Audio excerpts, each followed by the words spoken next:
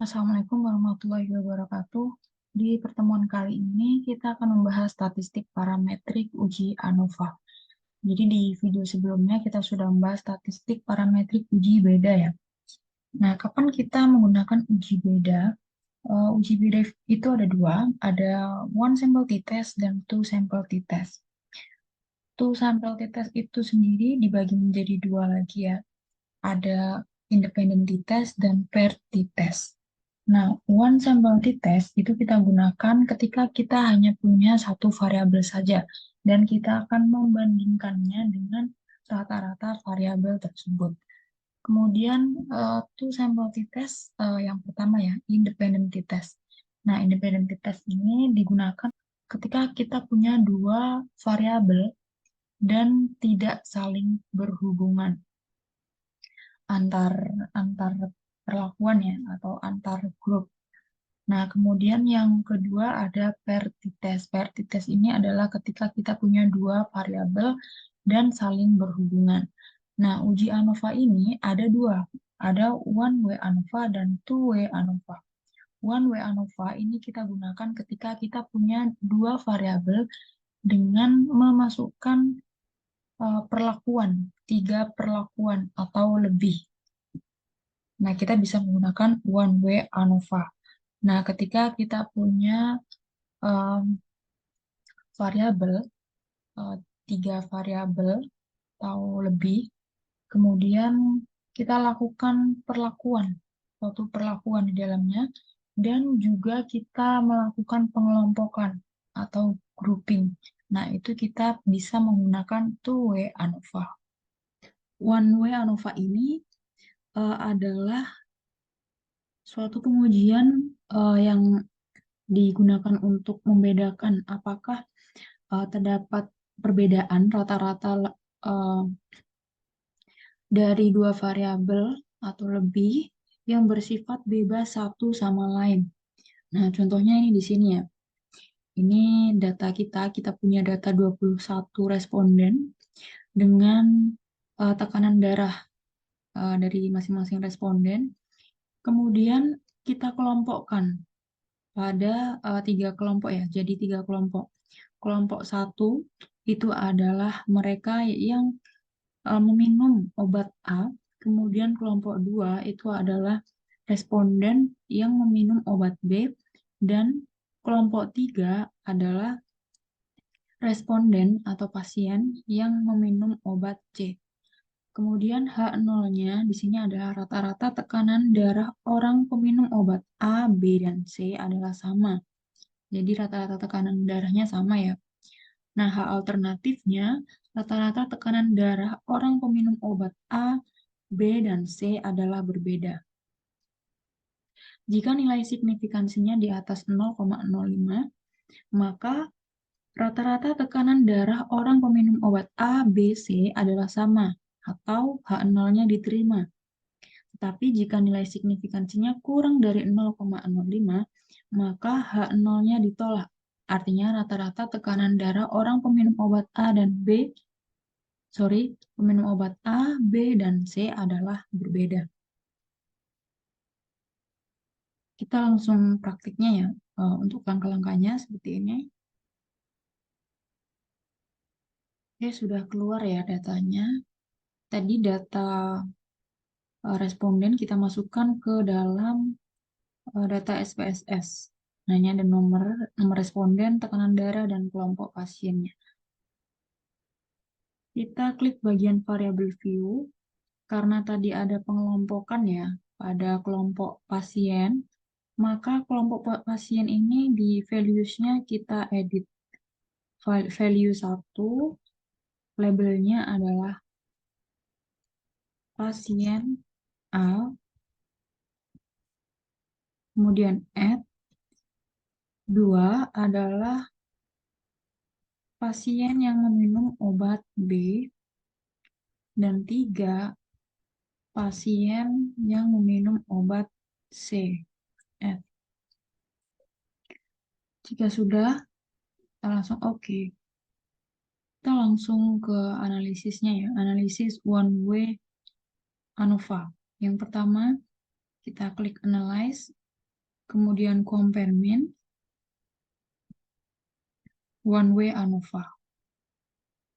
Ini sudah.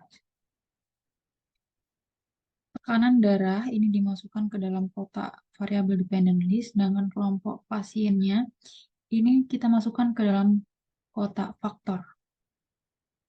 Selanjutnya kita klik post hoc. Post hoc ini digunakan untuk itu ya, untuk mengetahui kira-kira variabel mana yang memiliki perbedaan yang paling signifikan.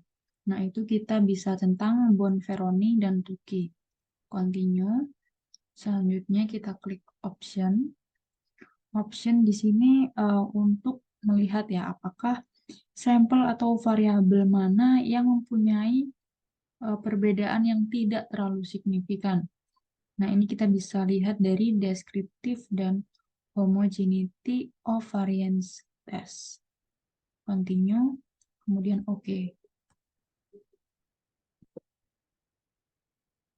Nah, hasilnya seperti ini ya. Yang pertama ada tabel deskriptif, kemudian tes homogeneity of variance, kemudian tabel ketiga ada ANOVA, tabel keempat ada post hoc test, dan tabel terakhir atau tabel 5 ada homogeneous subset.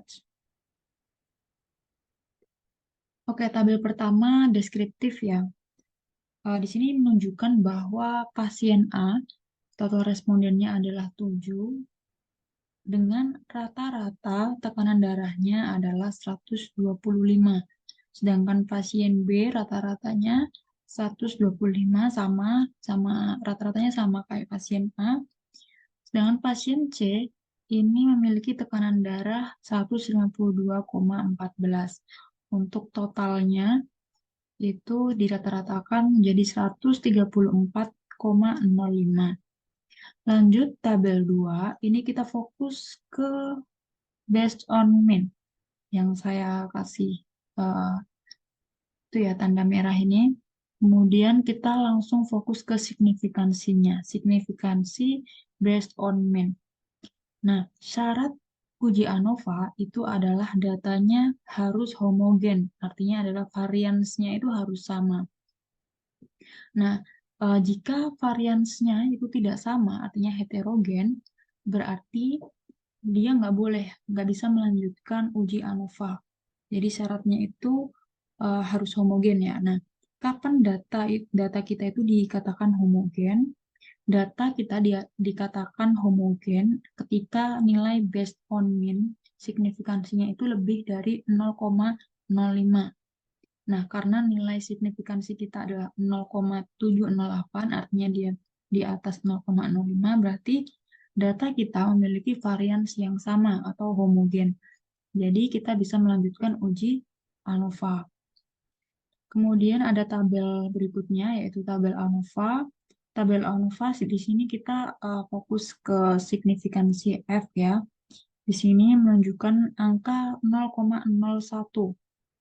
Artinya dia di bawah 0,05.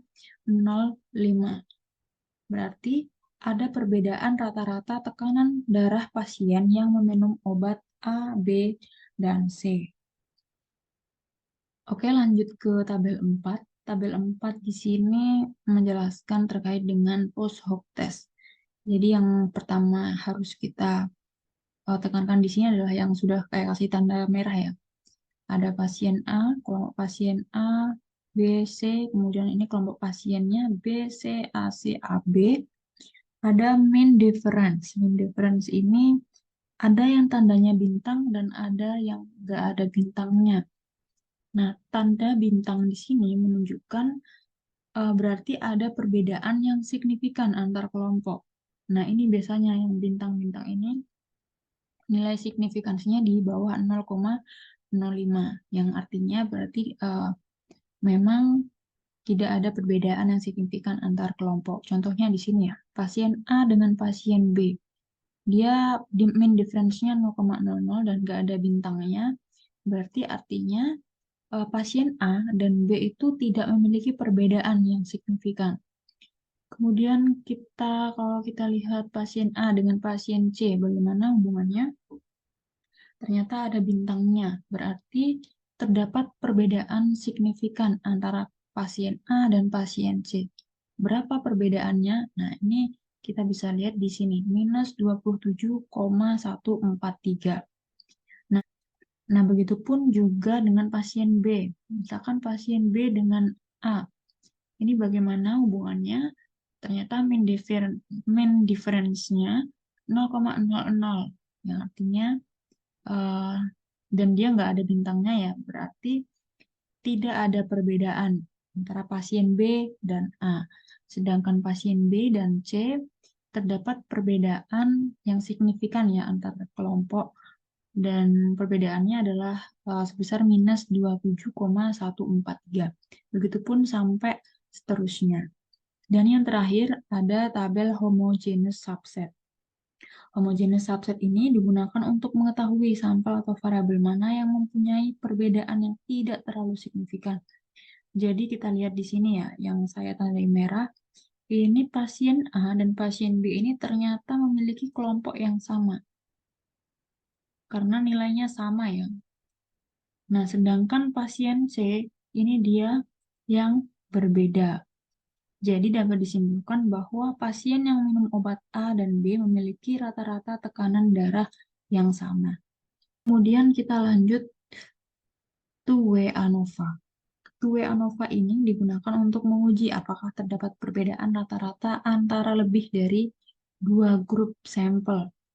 Jadi kalau tadi kita bahas uji one-way ANOVA itu analisisnya hanya satu arah, yaitu antar perlakuan. Jadi tadi ya uh, ada variabel tekanan darah, kemudian dikelompokkan, diberi perlakuan cuma satu saja, yaitu dikasih obat A, B, C, A, B, dan C. Kemudian kalau uji two-way ANOVA ini, analisisnya ini dua arah, yaitu antar kelompok dan antar perlakuan. Contohnya di sini kita akan menguji pengaruh gender dan pendidikan terhadap skor atau nilai ujian tes potensi akademik perekrutan karyawan. ID ini adalah nomor responden ya. Kemudian gender ini 1 untuk laki-laki dan 2 untuk perempuan. Sedangkan education ini 1 dinilai SMP, kemudian 2 SMA, dan 3 ini S1. Nah, gender ini yang dimaksudkan dengan kelompok. Jadi kelompok gender ya, jadi kelompok karyawan. Sedangkan education ini adalah perlakuannya. Ada SMP, SMA, dan S1. Kemudian ada skor. Langsung kita ke analisisnya ya. Berikut langkah-langkahnya. Oke, datanya sudah kita input. Ada nomor, gender, education, dan skor. Kita pilih variabel view. Ini jangan lupa gender karena kita sudah ubah jadi angka. Type-nya diganti numerik. Oke, karena tadi ada pengelompokan ya, antara gender dengan education, berarti kita edit value-nya. Untuk gender, 1 labelnya laki-laki, sedangkan 2 labelnya perempuan. Oke, education, value-nya 1, labelnya SMP, value 2 labelnya SMA, value 3 labelnya S1. Oke. Oke, jika sudah, kita langsung analisis. Pertama, analyze, kemudian general linear model, klik bagian univariat. Nah, ini ada 4 variabel ya, nomor, gender, education, dan skor. Skor kita masukkan ke dependent variable karena tadi kita mau melihat pengaruh gender dan education terhadap skor. Jadi skor ini masuknya dependent variable. Kemudian gender dan education, ini masukkan ke dalam fix factor. Setelah itu kita klik plots. Nah, kemudian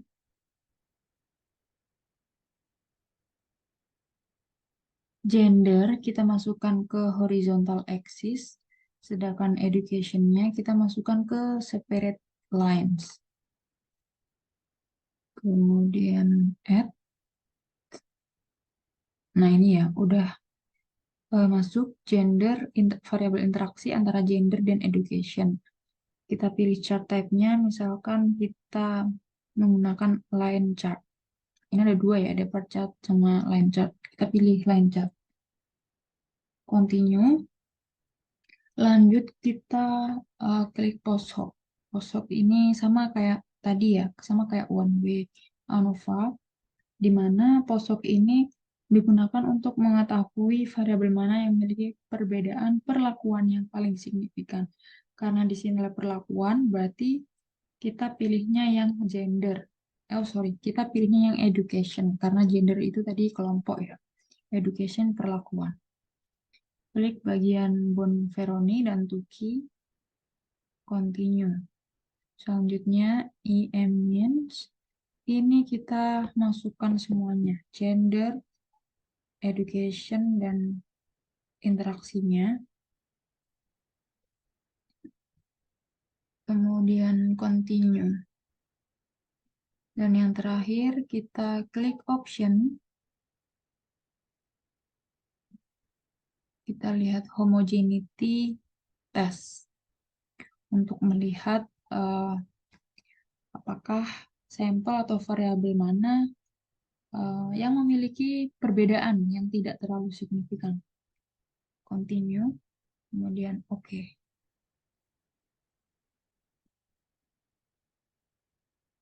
Jadi ini hasilnya ya. Ada tabel pertama, kita lihat jumlah respondennya ya berdasarkan gender. Untuk laki-laki ada 18 responden, sedangkan perempuan ada 22 responden. Berdasarkan education-nya, yang SMP, responden dengan pendidikan SMP sebanyak 8, responden dengan background pendidikan SMA 20, dan responden yang berpendidikan tingkat S1 ada 12 orang. Untuk deskriptifnya, laki-laki yang lulusan SMP itu jumlahnya ada 7 anak dengan rata-rata skornya sebesar 32,43. Nah, untuk SMA, responden laki-laki yang memiliki background pendidikan SMA, nilai rata-ratanya adalah 46,60 dengan jumlah responden sebanyak 5. Sedangkan responden laki-laki yang memiliki background pendidikan tingkat S1 memiliki nilai rata-rata 77,83 dengan jumlah responden 6. Total dari responden laki-laki, nilai skor rata-ratanya adalah 51,50, jumlahnya 18. Untuk perempuan, perempuan yang background pendidikannya SMP di sini memiliki nilai rata-ratanya 68 dengan respondennya cuma 1 ya. Kemudian perempuan yang background pendidikannya SMA rata-rata skornya 65,13, jumlah respondennya sebanyak 15, dan perempuan yang memiliki background pendidikan S1 nilainya sebesar 69,67 dengan jumlah responden 6. Oke, jadi bacanya seperti itu ya. Untuk totalnya semua ya, dalam hal ini campur antara laki-laki dan perempuan, SMP yang memiliki background pendidikan SMP rata-rata nilainya 36,88. Sedangkan SMA 60,5 dan S1 di sini skornya 73,75 dengan skor total rata-ratanya sebesar 59,75. Lanjut kita ke tabel Levenes Test of Equality of Error Variance. Jadi kita pilih yang bagian awal di sini based on mean, kemudian nilai signifikansinya. Jadi sama kayak one way ANOVA, di mana nilai signifikansi based on mean ya ini harus di atas 0,05. Yang artinya ketika nilai signifikansi based on mean di atas 0,05 berarti variance dari data kita itu adalah sama atau homogen. Nah, itu yang kita harapkan. Jadi karena nilai signifikansinya 0,518 artinya di atas 0,05 berarti data variance kita adalah sama atau homogen. Sehingga kita bisa melanjutkan uji ANOVA.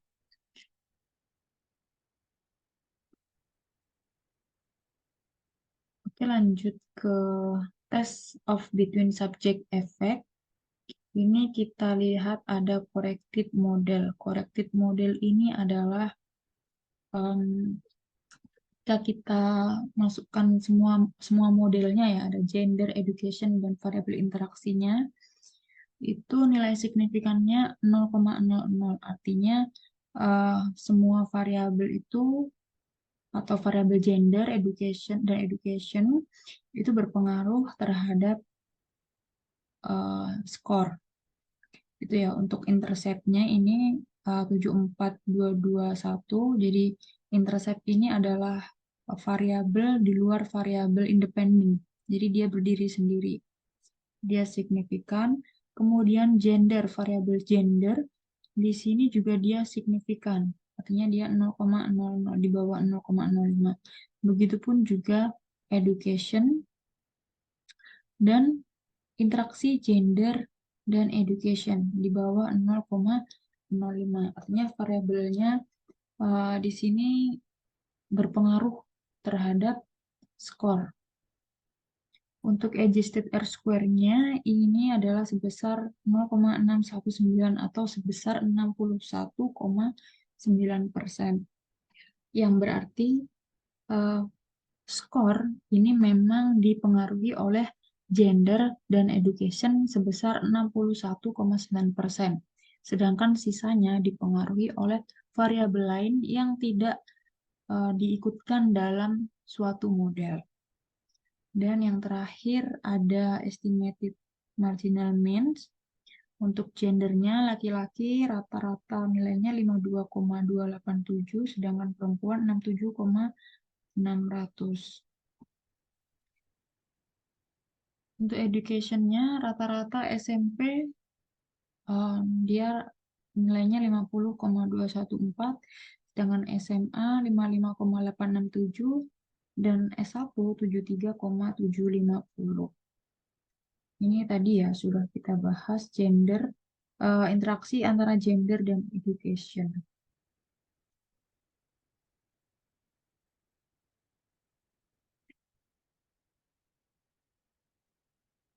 Nah, untuk post hoc test two-way ANOVA ini juga sama dengan cara bacanya sama dengan one-way ANOVA, di mana ada hubungan SMP dan SMA ini ternyata memiliki perbedaan skor ya, karena di sini ada tanda bintangnya dan nilai signifikansinya di bawah 0,05, yang artinya terdapat perbedaan skor antara SMP dan SMA.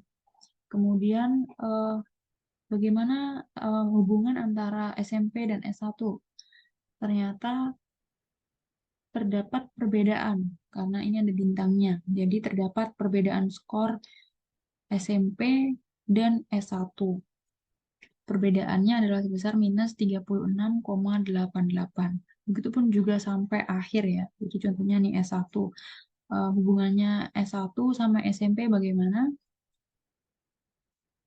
Karena ada bintangnya, berarti terdapat perbedaan nilai antara responden yang memiliki background pendidikan S1 dan SMP, yaitu sebesar 36,88. Sedangkan responden yang memiliki pendidikan S1 dan SMA ini juga ternyata terdapat perbedaan nilainya. Jadi ada perbedaan sebesar 13,25. Untuk homogeneous subsetnya, kita bisa lihat bahwa ternyata SMP ada di subset 1, SMA subset 2, dan S1 subset 3. Artinya, ketiga perlakuan ini antara SMP, SMA, dan S1 ini mereka memiliki perbedaan yang signifikan. Untuk grafiknya seperti ini adalah yang hijau, ini berarti background pendidikan S1, yang merah ini background pendidikan SMA, dan biru background pendidikan SMP. Yang laki-laki kita bisa lihat di sini ya. Nah, laki-laki SMP, edukasinya SMP rata-ratanya 32. Sedangkan laki-laki S1 77. Nah, kita bisa lihat di sini. SMP 22. Kemudian S1 laki-laki ada di gambar sini 77. Dan untuk perempuan, S1 perempuan, misalkan kita coba lihat S1 perempuan. Ini rata-ratanya 69,667 ada di sini. Oke, sekian dari saya. Terima kasih. Semoga bermanfaat. Assalamualaikum warahmatullahi wabarakatuh.